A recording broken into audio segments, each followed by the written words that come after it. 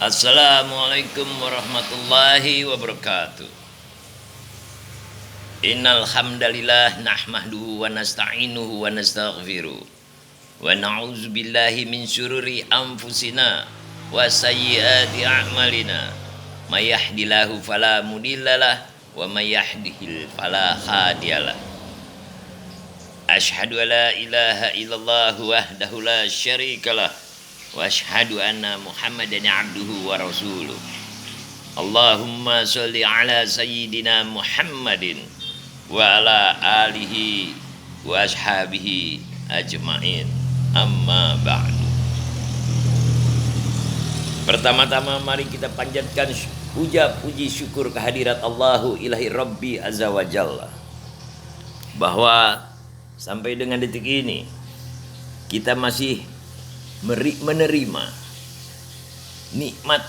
kenikmatan yang tiada tara, kenikmatan Islam kita, iman kita, kenikmatan sehat, berkah, selamat, sehingga kita masih bisa sama-sama berbicara, sama-sama mendengar, dan sama-sama melakukan aktivitas masing-masing.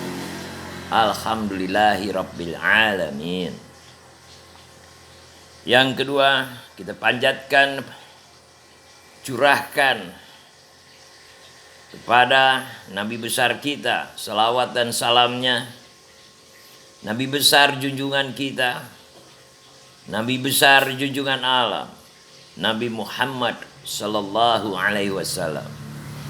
Semoga keluarga serta kerabatnya, sahabat-sahabatnya, tabi'in-tabi'innya, hingga kita semua sebagai umatnya terlimpah petunjuk, lindungan, kecerdasan, disatukannya hati jiwa rasa kita, sehingga kita berkegiatan menjadi umat yang selamat di dunia wal akhirah. Amin.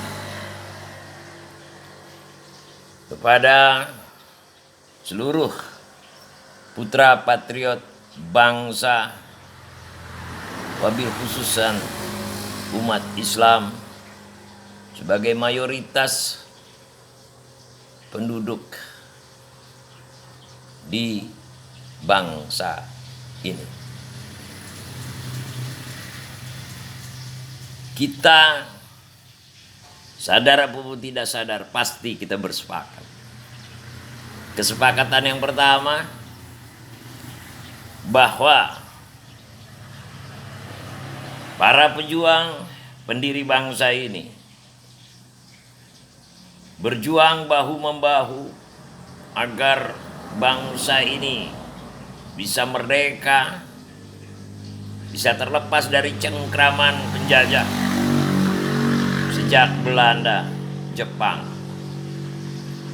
Dan pada tanggal 17 Agustus 1945, bangsa ini bisa memproklamirkan diri menjadi bangsa yang merdeka. Yang kedua, kita bisa sekaligus mampu mendirikan sebuah negara.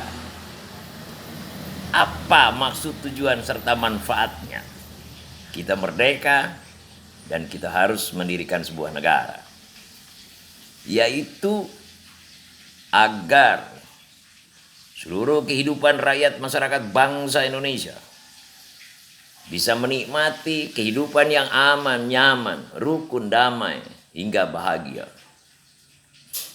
Bisa menikmati kehidupan yang gemah ripah loh jinawi, subur makmur, adil sentosa, toto tentrem kerto raharjo, keadilan sosial bagi seluruh Indonesia dengan kesejahteraan yang berkeadilan tentunya. Itu maksud, tujuan, serta manfaat bangsa ini harus merdeka dan bangsa ini mendirikan sebuah negara. Itu disepakati. Kesepakatan yang kedua, ketika kita mendirikan sebuah negara, Kita sepakat bahwa negara ini didirikan bukan untuk dijadikan negara eksperimen. Ya.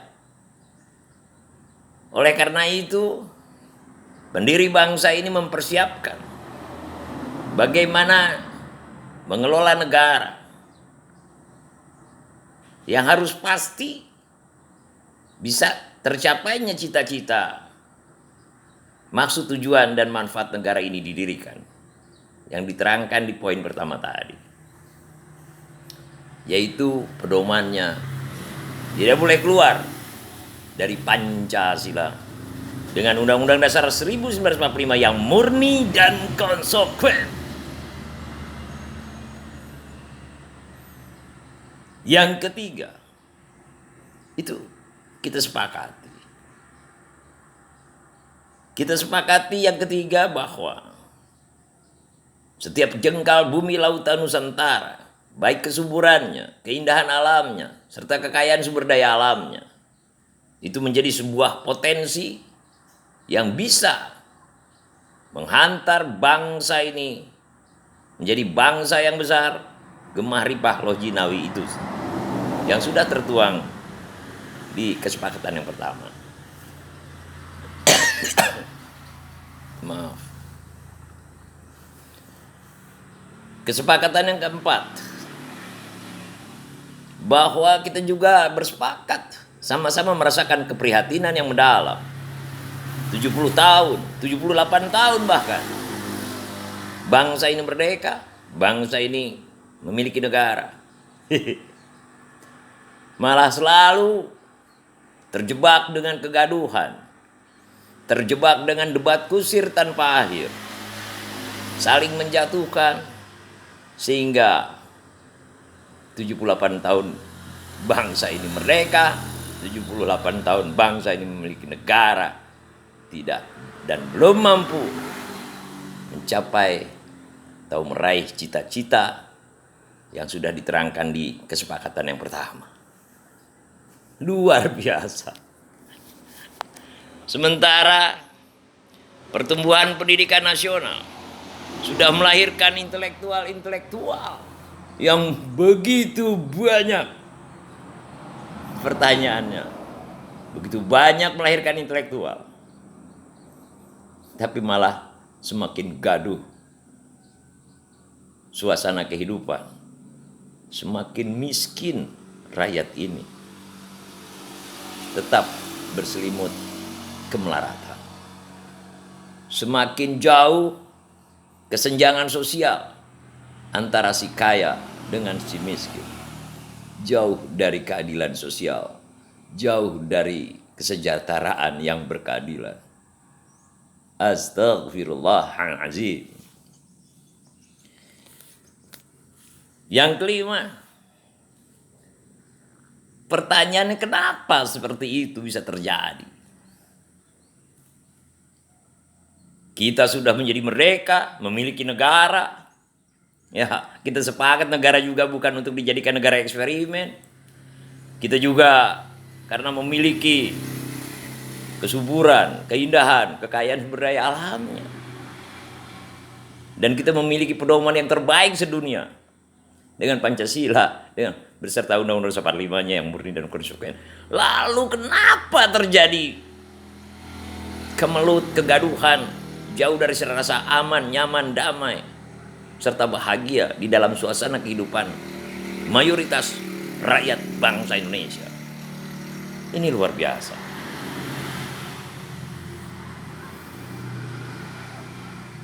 Jawabannya cuma satu lagi. Apa?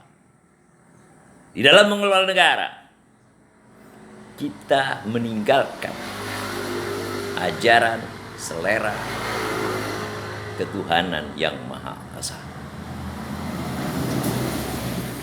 Padahal di kepribadian bangsa Indonesia ada tercantum jelas sila pertama. Di Mukadimah Undang-Undang 45 juga ada di sana bahwa Republik Indonesia berdasarkan Pancasila yang berkedaulatan rakyat lagi. Dan di bab 11 pasal 29 Undang-Undang 45 ayat pertama, diungkapkan juga bahwa Republik Indonesia berdasarkan ketuhanan yang Maha Esa. Itu yang ditinggalkan oleh pengelola negara dari rezim kepemerintahan yang satu dan sampai dengan rezim kepemerintahan yang sekarang. Lalu bagaimana itu bisa terjadi? Secara tersurat jelas ada di Pancasila. Secara tertulis jelas ada di muka di Undang-Undang 45. Secara tertulis jelas ada di bab 11 pasal 29 ayat 1 Undang-Undang 45. Luar biasa. Ketika kita bilang bodoh bangsa ini, tapi secara fakta intelektual sudah ribuan banyaknya. Coba tanya sama pemimpin-pemimpin partai barangkali, sama presiden, eksekutif, yudikatif, legislatif. Ketika kita tanya bab 4 pasal 16 Undang-Undang 45, apa bunyinya yang tersurat dan apa yang tersirat? Ini bagaimana mungkin? Mengelola negara ini harus berpedoman secara totalitas pada Pancasila dan Undang-Undang 45. Karena pedoman ini pedoman yang terbaik dibandingkan pedoman dari negara-negara lain sedunia. Karena cuma satu-satunya negara yang meletakkan dasar Tuhan yang Maha Esa, dasar Allahu ilahi Rabbi sebagai dasar negara. Luar biasa. Tapi semuanya meninggalkan ajaran. Di bab 11 itu tentang agama. Coba dilihat.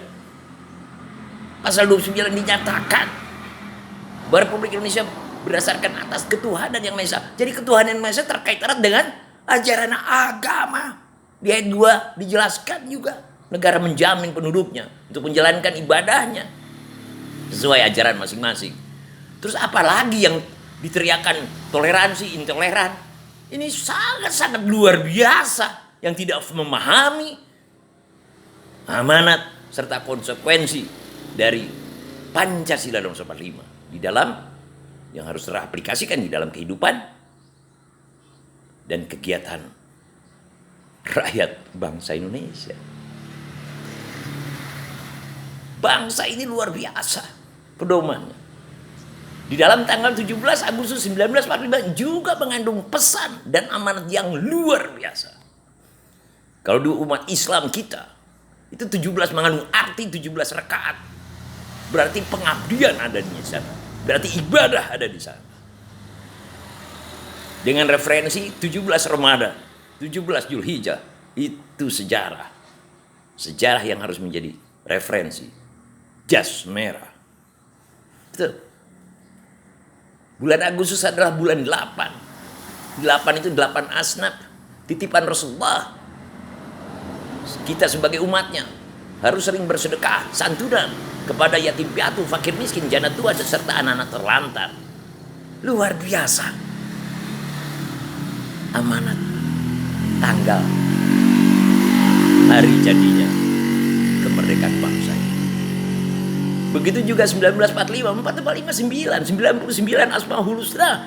Totalitas kita harus ingat kepada Allah. Eling lan waspada, anytime, anywhere. Satunya adalah Qul huwallahu ahad, Tuhan yang Maha Esa. Dari mulai kemerdekaan, dari maksud tujuan negara ini didirikan, semuanya tidak terlepas dari tatanan Allahu ilahi Rabbi, Tuhan yang Maha Esa.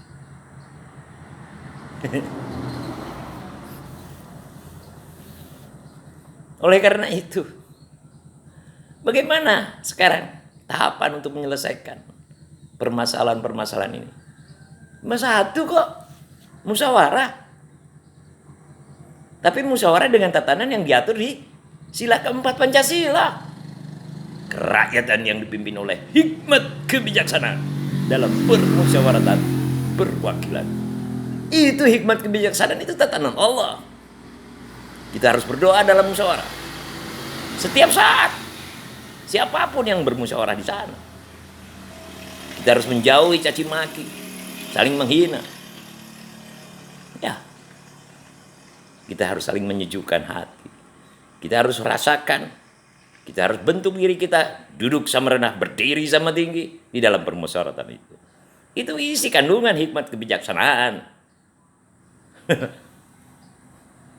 Pertanyaannya, mau nggak kita di sana? Seluruh elemen bangsa cuma ada 3 golongan besar, yaitu rakyat masyarakat bangsa Indonesia, perwakilannya siapa? Ya. Kedua, aparatur pemerintah, eksekutif, legislatif, yudikatif, perwakilannya masing-masing siapa? Dan golongan yang ketiga, aparatur negara, terdiri dari TNI dan Polri, perwakilan siapa? 3 golongan besar ini harus bermusyawarah, tapi mengacu kepada amanat Pancasila Dewan 45 secara utuh, menyeluruh, yang harus memahami baik yang tersurat maupun yang tersirat. Mau kita di sana, selamat bangsa ini tanpa berdarah-darah. Kalau kita masih berdarah-darah, berarti kita masih membabi buta, hukum rimba, jauh dari tatanan Allah, jauh dari tatanan Pancasila Dewan 45. Yuk, kita bermusyawarah. Mana itu pakar-pakar hukum tata negara? Mana itu para ulama, tokoh-tokoh rohaniawan? Ya, mana itu perwakilan petani, buruh, nelayan, pedagang? Kumpul semua. Diinisiasi oleh siapa inisiatornya? Intelektual. Di sana ada profesor, doktor, kaum akademisi. Yang kedua, kaum rohaniawan. Ya. Dan kaum aktivis. Itu yang menjadi inisiator sebagai rakyat pemegang kedaulatan negara ini. Berarti rakyat pemilik negara ini. Kan itu. Dan aparatur pemerintah, eksekutif, yudikatif, legislatif harus taat kepada rakyat. Ketika diundang harus hadir. Begitu juga aparatur negara, TNI dan Polri. Harus hadir. Karena yang mengundang adalah pemilik negara, pemilik kedaulatan di negara republik yang kita cintai bersama. Semoga Allahu ilahi Rabbi mencerdaskan kita semua, memberi petunjuk serta lindungannya pada seluruh rakyat, pada seluruh debur gemercik aliran darah rakyat bangsa Indonesia. Semoga sehingga setiap jengkal bumi lautan Nusantara bisa kita jaga kembali kelestariannya maupun ekosistemnya. Kita manfaatkan secara mandiri dan berdikari, sehingga kita bisa mampu menjadi tuan di negerinya sendiri, sejahtera yang berkeadilan. Toto, tentrem kertora harjo, gemah ripah loh jenawi, keadilan sosial bagi seluruh rakyat Indonesia. Itulah rahmatan lil alamin yang harus kita nikmati, kita wujudkan secara bahu-membahu dengan nilai-nilai welas asih kita yang tulus, ikhlas. Amin, amin ya rabbal alamin. Billahi taufik wal hidayah. Wassalamualaikum warahmatullahi wabarakatuh. Rahayu.